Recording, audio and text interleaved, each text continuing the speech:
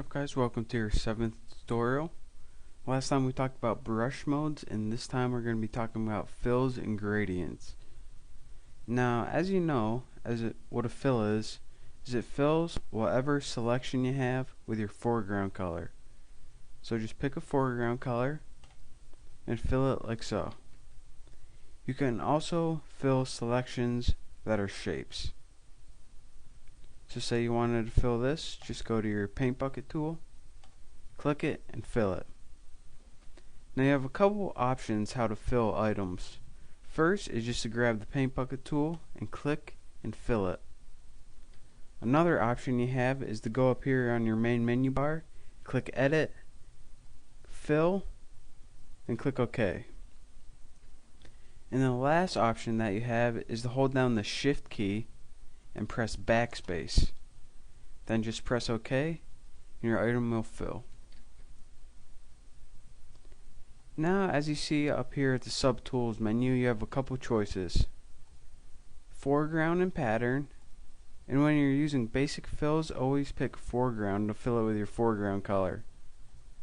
And as you know, the modes that we talked about last time, the opacity is all the same. And this tolerance and all these other checkboxes right here comes into play when you're filling photographs and not just basic images. So once we start filling photographs, we'll talk about those.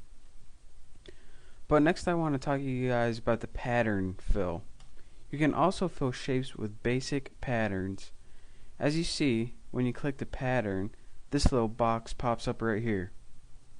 You can go select any of the patterns from that Photoshop has preset, select one, and you can fill your shape with it.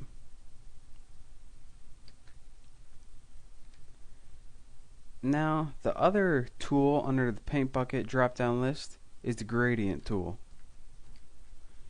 And what a gradient is just a fading of colors.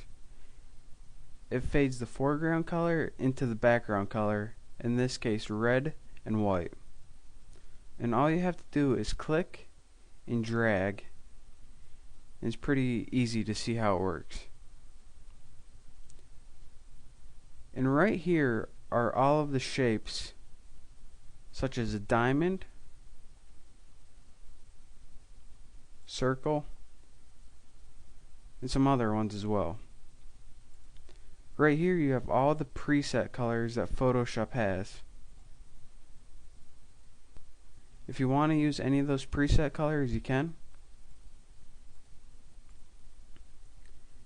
And of course the modes and opacity, same as any other tool.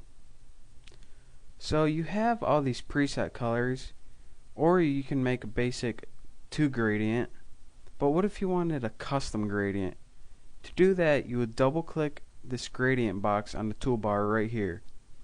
And this brings up the custom gradient box. And you can add as many colors to your gradient as you want.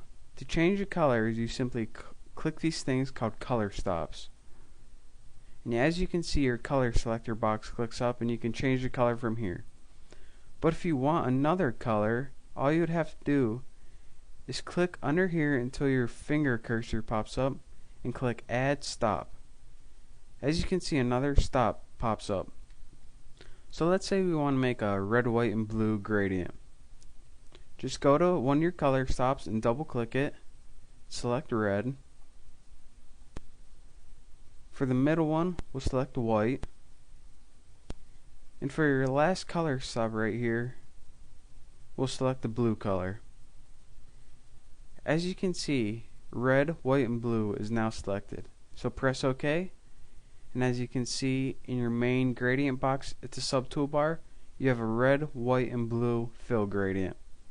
Now just simply click and drag anywhere on the screen, and as you can see, we have a custom red, white, and blue gradient.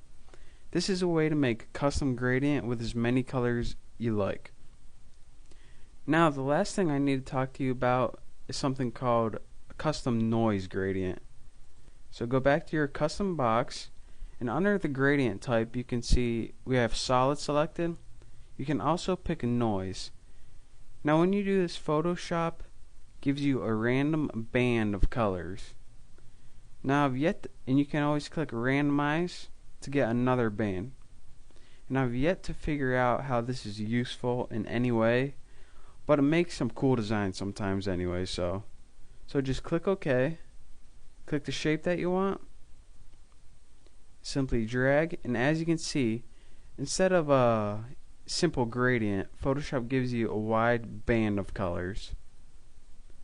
So if anyone knows why this is actually useful, comment me or let me know, cause I'm stumped on this one, but it looks cool either way. So now that we learned how to use the fill tool and gradient tool, in the next topic we're going to be getting into some cool stuff such as restoring old photographs and how to remove sections of an image. Now as always, if you missed anything I went over today, you can go to my website, thenewboston.com, and I have a step-by-step instruction on everything we learned. Thank you.